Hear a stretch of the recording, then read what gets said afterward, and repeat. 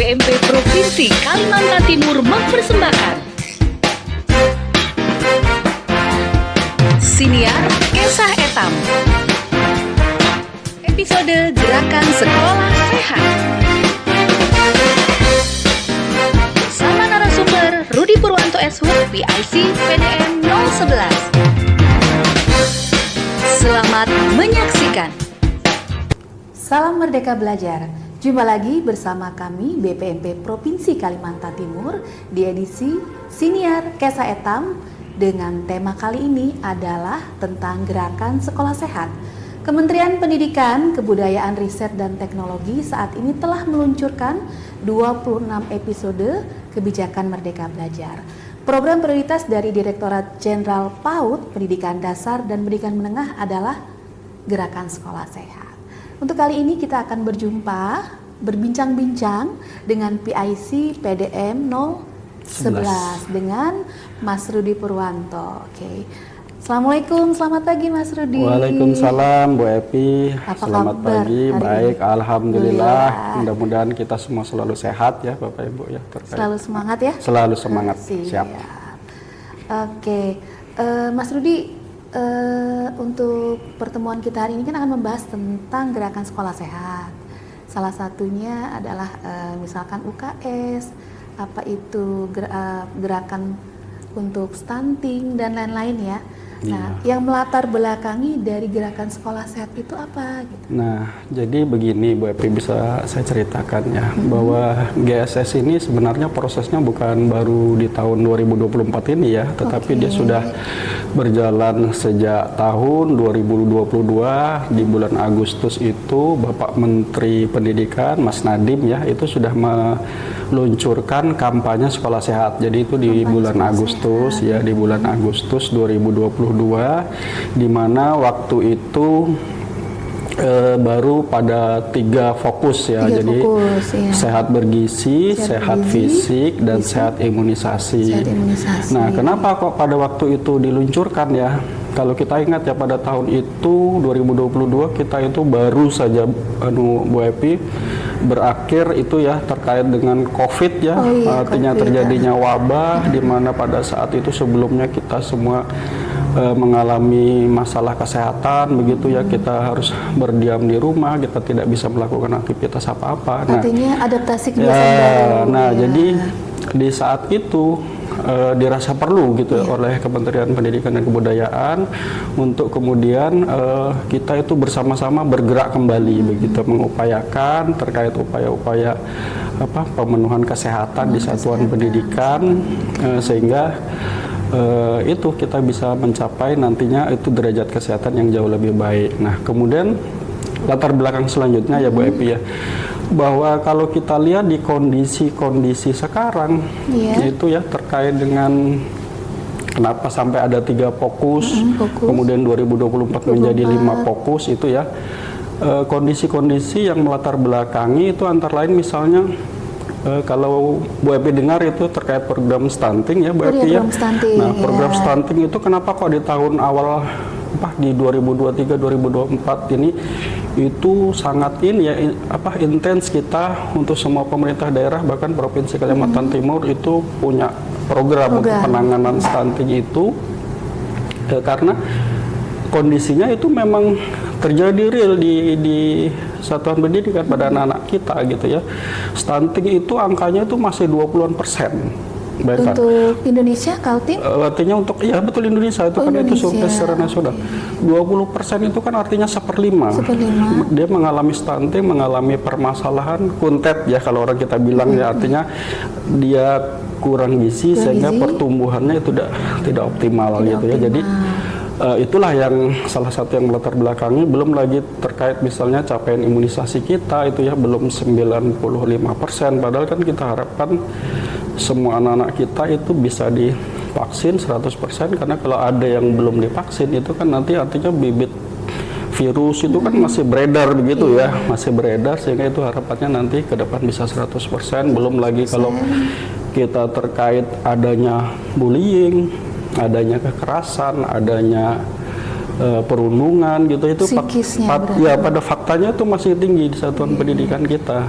Nah, tetapi itulah kemudian berdasar latar belakang tersebut kita, kalau kami di PDM 11 gitu ya, kalau di rapor pendidikan mungkin pemulihan pembelajaran mungkin terkait literasi numerasi pemulihannya, kalau di rapor pendidikan memperbaiki dari sisi perencanaan dan sebagainya gitu.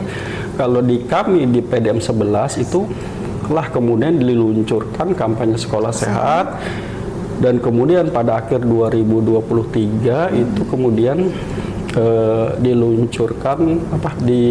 diluncurkan tadi gerakan sekolah sehat yang tadinya kampanye sekolah sehat itu pada 3 fokus. Sekarang ditambah menjadi 5 fokus. Jadi sehat bergizi, sehat fisik, sehat imunisasi, sehat jiwa, dan sehat lingkungan. Sehat lingkungan, baik. Oke. Kalau hubungannya gerakan sekolah sehat dengan UKS itu gimana Pak, Mas Rudi? Itu banyak yang menanyakan. Jadi di tingkat pusat juga menjadi pembahasan itu Bu Epi. Apakah misalnya di satuan pendidikan ya sudah ada tim UKS, dia perlu lagi dibentuk misalnya tim GSS. Nah, jadi kalau kami di pusat kemarin itu disampaikan, diinstruksikan, itu sebenarnya adalah satu. Nah, jadi GSS sama UKS itu sama. Jadi karena UKS itu sebagai satu rumah besar, kalau kita istilahkannya sebagai satu rumah besar dalam upaya-upaya mewujudkan kesehatan di satuan pendidikan, dalam upaya mewujudkan program sekolah sehat. Maka UKS itu adalah sebagai ujung tombak. Nah, lalu GSS di mana? GSS itu adalah programnya. Ya, GSS itu programnya. Jadi kan ada pada fokus sehat bergizi, sehat fisik, sehat imunisasi, sehat itu tadi kan. Jadi itu adalah programnya. Nah, kalau kita lihat lagi misalnya dari keterlaksanaan ya, indikator keterlaksanaan sampai di mana, kalau kita misalnya bandingkannya, itu kalau di UKS ada literasi pendidikan, ada pengukuran kesehatan secara ada imunisasi, ada pembelian tablet tambah darah. Kalau di GSS itu juga ada sehat bergizi. Sehat bergizi itu kan terkait pola makan, terkait bahwa satuan pendidikan membiasakan siswanya untuk minum air putih. Kemudian pola makan sehat, vitamin, buah, sayur itu ya. Kalau yang sehat fisik itu dia yang gerakan. Kalau sehat fisik itu nanti dia terkait adanya peregangan di saat pembelajaran. Kemudian adanya SKJ di saat senam di setiap hari Jumat. Kalau itu peregangan juga itu di peregangan itu di ini, kalau peregangan itu di sela pembelajaran. Nah, itu kan, tapi sebenarnya sekarang sudah mulai sih, sudah banyak yang menerapkan gitu ya. Teman-teman guru ketika belajar nanti setiap 1 jam lakukanlah peregangan. Apakah memutar lagu barang 1 menit begitu ya, kan banyak itu sekarang untuk ini ya, untuk peregangan itu apakah gerakan-gerakan yang sifatnya untuk merefresh relaksasi agar ketika belajar itu ya tidak 1 jam 2 jam kita tegang gitu ya. Nah, diperlukan kita di peregangan gitu ya. Untuk hubungan GSE dan UKS, berarti GSE itu programnya, UKS berarti ujung tombaknya. Betul, dia sebagai ininya ya, sebagai artinya nanti kita misalnya gini Mbak Bu Epi, UKS itu ada timnya. UKS ada tim. Nah, kemudian itu kan ada program gitu kan, harus ada program, karena yang selama ini terjadi itu makanya di tahun 2022 itu disebut sebagai merevitalisasi UKS. Karena pada faktanya kan UKS selama ini tuh banyak baru berperan sebagai sebagai tempat kedaruratan ya. Ada yang pingsan di bawah UKS, ada yang pingsan di bawah UKS, ada yang sakit pelajaran di bawah UKS. Nah, itu kan sayang begitulah, karena sebenarnya UKS ini sangat sentral perannya di dalam mewujudkan kesehatan sekolah. Nah, kesehatan sekolah kenapa harus kita capai? Kesehatan peserta didik kenapa harus kita capai? Kesehatan guru kenapa harus kita capai? Karena kan ini bahwa ketika nanti semua sehat, unsur-unsur di dalam satuan pendidikan itu semua sehat, ya pembelajarannya optimal gitu kan. Ketika pembelajarannya optimal, maka nanti hasil belajarnya pun, outputnya pun akan maksimal gitu kan. Nah, jadi kalau ada yang bertanya kenapa kami harus menerapkan UKS, kenapa kami harus membuat lagi tim GSS misalnya gitu ya. Ya itu tadi alasannya, bahwa Kita mau nggak kalau kita ini di satuan pendidikan supaya bisa belajar dengan baik, supaya outputnya nanti maksimal gitu kan, ya kan? Kalau banyak yang sakit, banyak ini kan otomatis akan terganggu gitu ya. Itu ya, jadi sangat luar biasa kalau nanti satuan pendidikan itu bisa mengimplementasikan program GSS ini gitu. Kalau di program GSS itu saya pernah dengar dulu ada daerah kabupaten kota yang piloting, itu maksudnya gimana? Oh, kalau piloting itu sebenarnya itu ini Bu Epi. Nah, kita juga ada sebenarnya gitu ya. Piloting itu namanya dari pusat itu ada sekolah binaan gitu ya. Sekolah binaan itu artinya yang sekolah-sekolah itu mendapat intervensi dari pusat, dari kita juga ada. Kalau dari secara nasional itu kurang lebih ada 2.200-an itu ya. Kalau di kita di Kalimantan Timur itu semua jenjang itu ada 46. Nah, jadi PAUD ada 10 gitu ya. SD ada 10, SMA 10, kemudian SLB itu ada 3 dan SKB PKBM gitu ada 3, jadi ada 10. Nah, kalau yang piloting ini kan sebagai sekolah yang mendapat intervensi itu mereka teman-teman itu mendapatkan advokasi dari pusat, itu dari dipanggil kemarin teman-teman itu mengikuti kegiatan terkait apa itu GSS, kemudian bagaimana mengimplementasi, kemudian apa-apa yang bisa dilaksanakan ataupun diprogramkan oleh satuan pendidikan. Jadi ada memang itu piloting itu, maksudnya sebenarnya harapannya bahwa teman-teman di satuan pendidikan binaan itu bisa benar-benar melaksanakan dan nanti ke depannya ya menjadi praktek baik bagi teman-teman di sekolah lain yang belum melaksanakan atau akan melaksanakan bagi teman-teman yang ingin mengimplementasikan, misalnya itu bisa melihat kepada satuan pendidikan yang sudah melaksanakan dengan baik. Begitu harapannya begitu Bu Epi ya. Oke, Mas Rudi, jadi seperti ini, agar gerakan sekolah sehat ini menjadi gerakan bersama yang tadi adalah untuk menjadi pembelajaran lebih optimal. Upaya apa nih yang sudah dilakukan di tahun 2024? Nah, di tahun 2024 ini sebenarnya kita sudah dengan pusat PDF 11 ya Bu Epi ya, itu sudah banyak melaksanakan sebenarnya ya terkait kegiatan-kegiatan supaya GSS ini bisa terwujud di bukan hanya di satuan pendidikan binaan, tapi juga di semua satuan pendidikan. Jadi itu sudah dilakukan advokasi, dilakukan sosialisasi, dilakukan webinar, dilakukan banyak hal begitu ya kepada semua satuan pendidikan. Demikian juga dengan provinsi, Bu Epi. Provinsi, dinas itu seluruh provinsi setahu kami ya 38 provinsi, kemudian 400 kabupaten sekian 400-an sekian begitu ya, kemudian sampai dengan satuan pendidikan tapi binaan ya kalau yang dipanggil ke seluruh ke Jakarta begitu ya, itu sudah mendapatkan sebenarnya tentang advokasi, tentang apa itu GSS, tentang apa itu 5 fokus tadi 5 sehat tadi, kemudian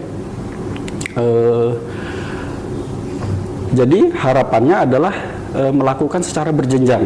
Nah, harapannya melakukan secara berjenjang artinya kita BPMP melakukan, Dinas Pendidikan Provinsi melakukan, Dinas Kabupaten melaksanakan, dan sampai dengan satuan pendidikan melaksanakan. Jadi sudah ada edaran terkait gerakan sekolah sehat itu di awal tahun ya. Di sana itu sudah diharapkan bisa dilakukan semua. Jadi Dinas Pendidikan Provinsi menyampaikan terkait edaran tadi yang meminta melaksanakan 5 sehat tadi ya, melaksanakan 5 sehat tadi, 5 fokus 5 sehat tadi. Dinas Pendidikan diharapkan bisa melaksanakan, bisa melakukan pendampingan terhadap satuan pendidikan ya, terhadap kemudian juga mengaktifkan UKS ya, itu juga salah satu isi dari edaran supaya bisa dilakukan pembinaan terhadap tim pembina UKS dari tingkat provinsi, kabupaten, dan juga di satuan pendidikan, kemudian sosialisasi termasuk dan pendampingan terhadap implementasi GSS. Nah, ketika nanti semua kita bergerak bersama, kita lakukan secara semua dengan sumber dayanya masing-masing gitu ya Bu Ebi, itu benar, diharapkan ini nanti bisa masif gitu ya, bisa masif sehingga GSS itu benar-benar bisa terimplementasi di semua satuan pendidikan begitu kan.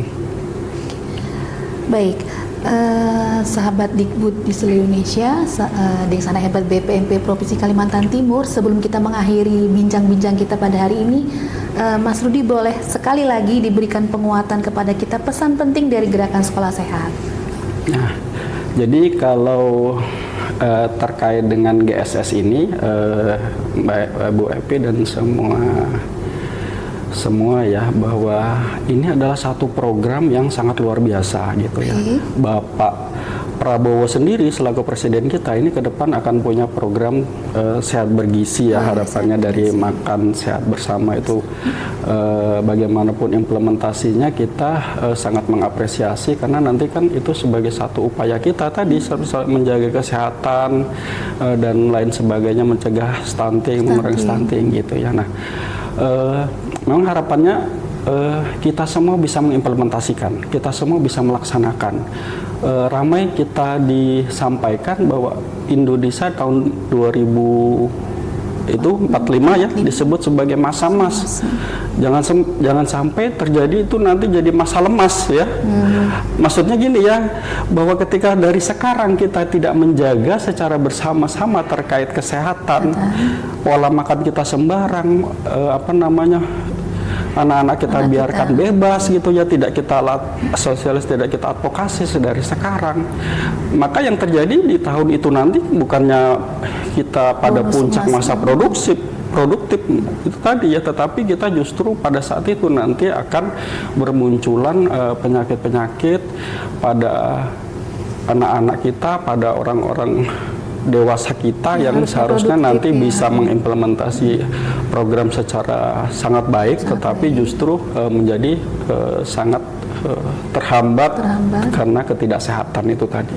Nah, karenanya dari sekarang upaya itu harus dilakukan oleh semua, oleh satuan pendidikan, oleh dinas pendidikan, oleh kabupaten kota, dinas pendidikan provinsi, dan kita terus melaksanakan harapannya terkait dengan program sekolah sehat itu.